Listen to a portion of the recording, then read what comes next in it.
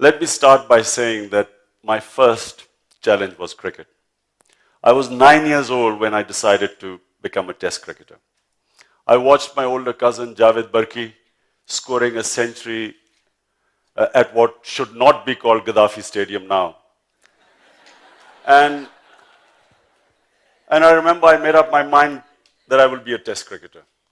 Now, I never after that did I ever think that there was any possibility that I would not become a test cricketer. It was only a question of when. So, along the way, there were a lot of problems which I hadn't foreseen at the time when I decided to become a test cricketer. But the thing about achieving the impossible is, it's a question of handling the bad times. Because whenever you have a big goal or you take the untrodden path, be prepared that you're going to have some bad times. You will face setbacks, there'll be failures, but the people who actually win in the end have this quality. Number one, they never give up. You only lose when you give up. And secondly, they have the ability to cope with the bad times.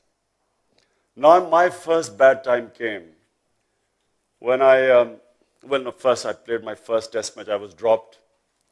And when I came back, the headline was, Imran Khan. And I didn't play for the next 3 years. I was out of the team. And everyone thought that that was it. But then, I made my way back in the team. But the first shock I received, which I'm telling you, the bigger the goal, the more shocks you're going to have. The more setbacks, the more failures you should expect. So I played my first test at Lahore. And I'm walking out to bat. And the right side to the pavilion, the whole, from right Andrune Lahore, the real Lahoris were sitting there. So all along the way, as I walked to the middle, and remember it's 70 yards to the middle, all 70 yards it was Sher-e Lahore, and long live the Lahore Sher, and so on, and wonderful naras all the way right out to the wicket. But unfortunately in cricket you have something which no other sport has. You can be out the first ball. And that's what happened. So now 70 yards back, the same crowd,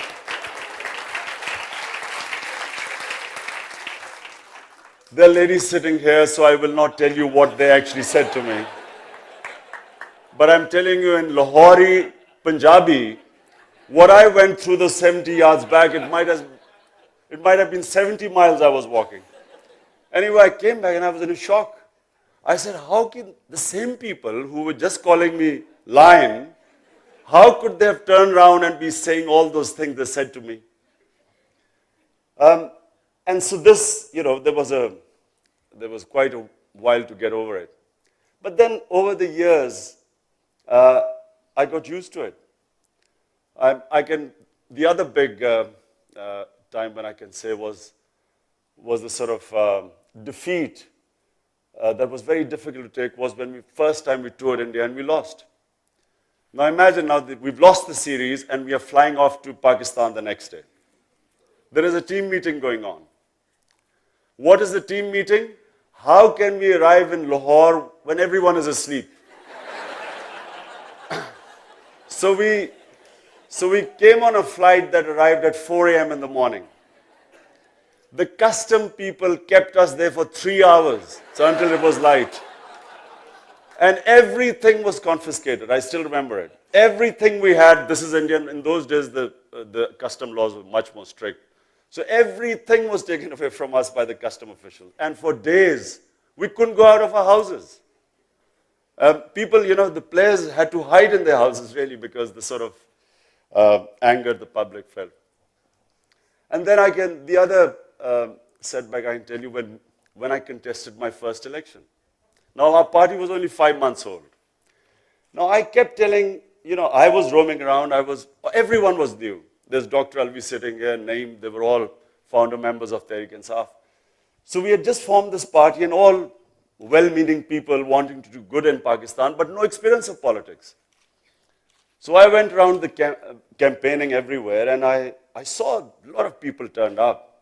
But during the campaign, I realized that, clearly 5-month-old party cannot contest elections. So our idea was that we will just go all over Pakistan, take the agenda of corruption to the people, that corruption is the #1 issue in Pakistan, and then just before the election, we'll withdraw. So of course, I was all prepared and, quite enjoying my tour, thinking that we are not going to contest election and loving all the sort of first time sort of going all over Pakistan. As I came back about 10 days before the election, we had a meeting, and we sat down, and the team said, I said, look, now it's perfect. Parties all over Pakistan. We've got candidates all over the country. Best time to now say that we boycott, because at the time, there was already match was fixed. So we thought we're not going to win anyway. So best time to leave. Of course, my team overruled me. They said, no, we are going to win the elections, because they had no idea what elections were. Anyway, so I warned them. I said, look, this could be a big disaster. And they had no idea what elections were. All new people. So of course, the polling night, Tehreek-e-Insaf has a clean sweep the other way around. Not one seat. Anyway, now by this time, now I'm conditioned. I'm conditioned to seeing ups and downs. So I know I had exactly developed the mechanism how to cope with failure. First thing you do is, don't read the newspapers.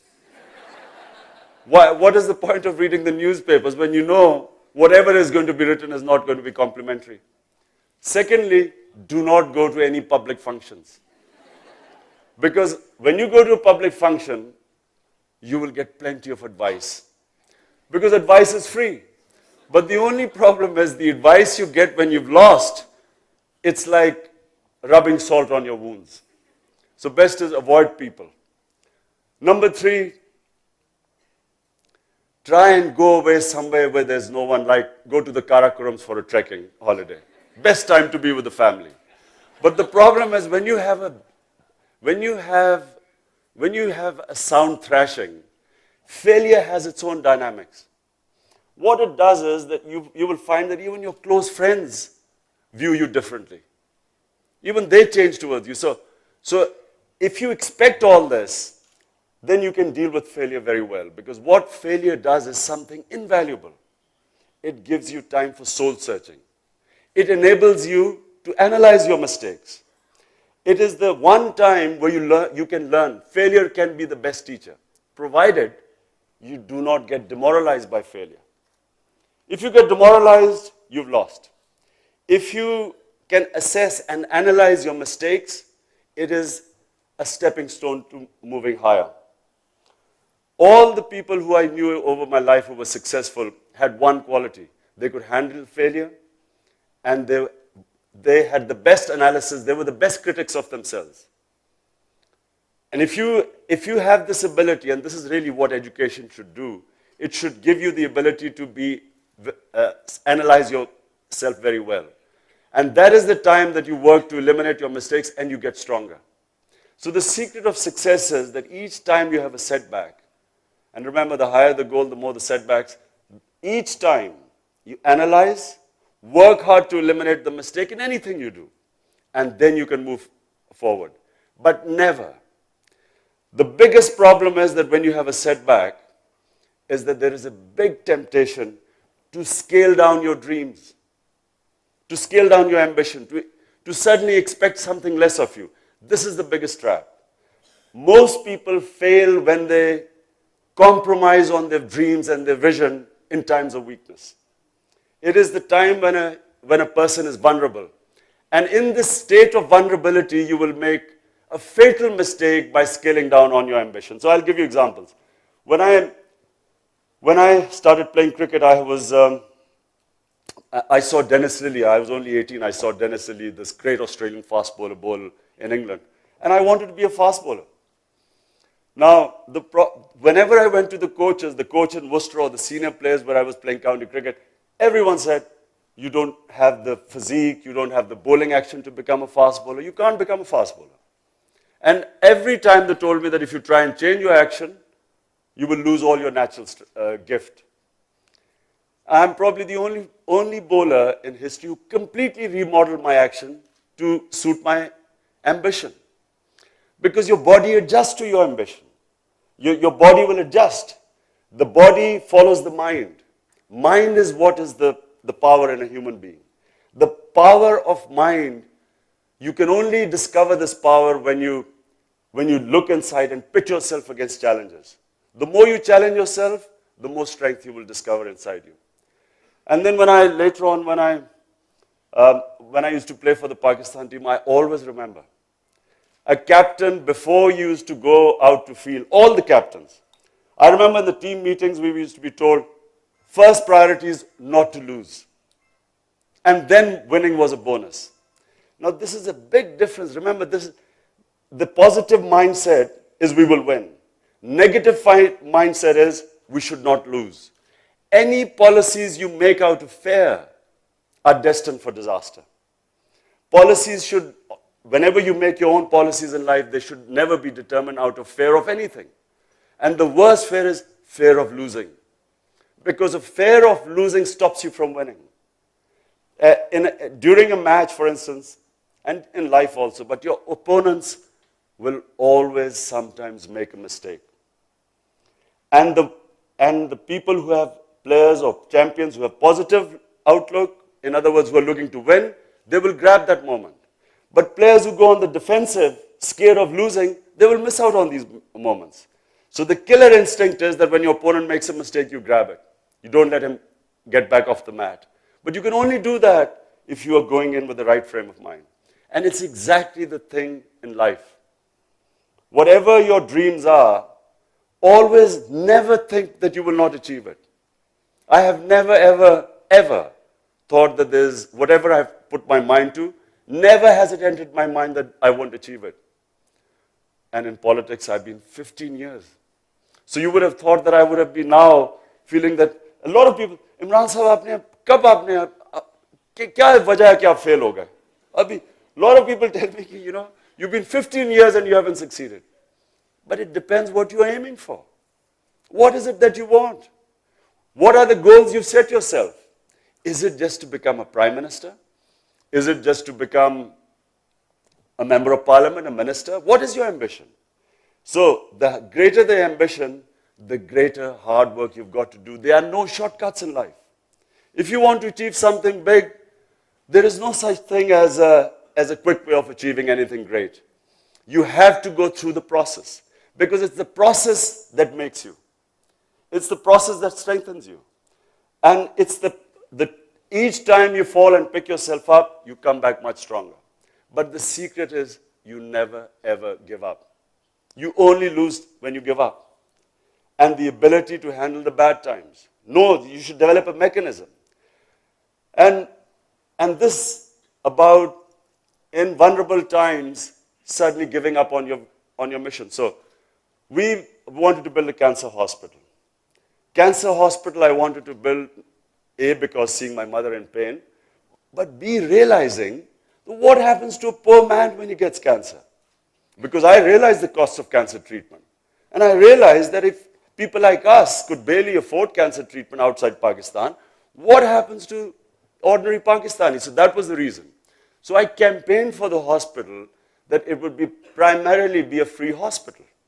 And secondly, that it would not distinguish between the rich and the poor, because when I took my mother for treatment in England, she was in this hospital where there was a national health patient and she was on the next bed, paying bed.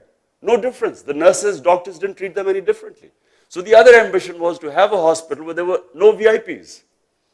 So anyway, when the hospital opened in 95, we had this American administrator, and the first thing he said was that you will not be able to treat more than 5% of the patients free. If you do, the hospital will close down. So here we were the board. We are not the technocrats. He was the technocrat. Him telling us that the hospital will close. You won't be able to afford it. It'll go bankrupt. 15 years later, we overruled him because that's what we stood for. All the money had been collected because the majority would be treated free. 15 years later, we were awarded by the World Health Organization as a center of excellence and the only private cancer hospital anywhere in the world which gives over 75% free treatment. And then I was, in my constituency in Mianwali, I was campaigning, and I discovered a lot of young men who were unemployed and who ended up either on very high rate of drug addiction and secondly crime. So I thought I'll build a little technical college so that they can come and give them few skills and they could be employable. I went to the people, they gave me a piece of land, beautiful piece of land by a lake, hills behind. And then as I was thinking of building this little technical college, I got approached by Bradford University to become the chancellor.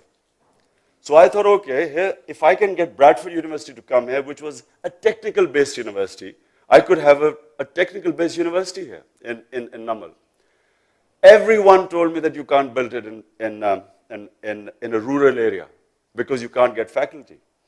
It is now the first private sector university in a rural area and in a wild area. It's only about 40, 50 miles from, as the crow flies, from Waziristan. So imagine, building a university with Bradford University degrees in that part of the world, and you won't believe it, not only has it taken off, the first batch comes out, but we've created another revolution. In Mianwali, where there's no concept at all of co-education, we have, for the first time, girls from poor conservative families studying in the university with the boys.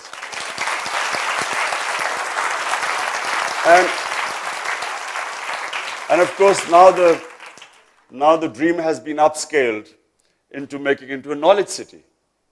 Because so the people have given me 1,000 acres of land. 1,000, all by the poor people around.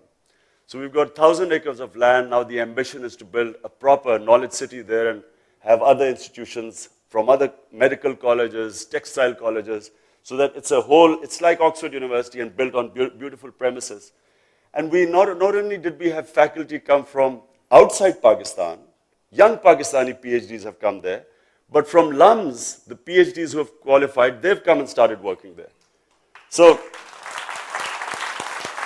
in my opinion, if you create the conditions, if they are the right conditions, you can do anything. Now, something which Raja Sabar said and what he has done, in my opinion, in Pakistan, all you need to do is to create the right conditions. You just need an enabling environment in Pakistan. You basically need good governance here. Just one thing, good governance. There is so much vibrancy in the society that will take off. And I draw my experiences from two areas. One was cricket. In Pakistan, we produced the World Cup winning team despite having no system in the country. Despite the system, not because of the system. There is no cricket system in Pakistan. And for all of you sitting here, if nothing else, I'm a triple PhD in cricket. And I can tell you, nowhere in the world have I seen such sporting talent as in this country. And who else? I was just with Viv Richards in India during the World Cup. And Viv Richards on television said that the best talent anywhere in the world he had seen was in Pakistan. So we have all this talent.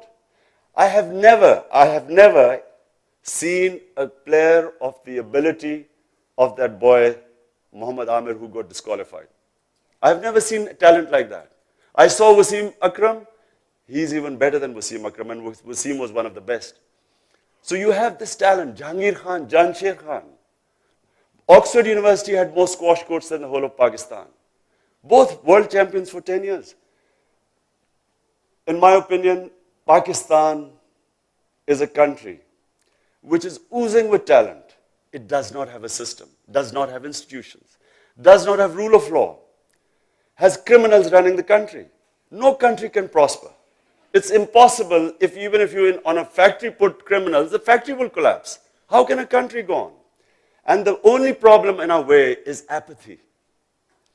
The one thing which, in my opinion, there's a verse in the Quran, those who have faith, Allah removes their fears. Fear is the biggest problem in this country. We are scared. People are so scared to take on this vested interest. So we are sitting and watching this charade in front of us, and people are reluctant to do anything. In Britain, 2 million people came out in the streets against the war in Iraq. 2 million people. It wasn't even an injustice being done to the people of Britain. It was in Iraq. And 2 million people came out to protest. To sum it all, Pakistan, in my opinion, this country has everything.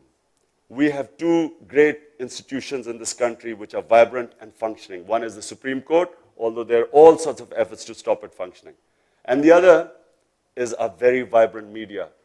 Despite, I know Fasih said something that, they do get carried away, but despite everything, the current affair programs have created an awakening, a sort of awareness which didn't exist here before. All we need is an independent election commission. And the next election you will see, inshallah, a revolution in this country. Thank you.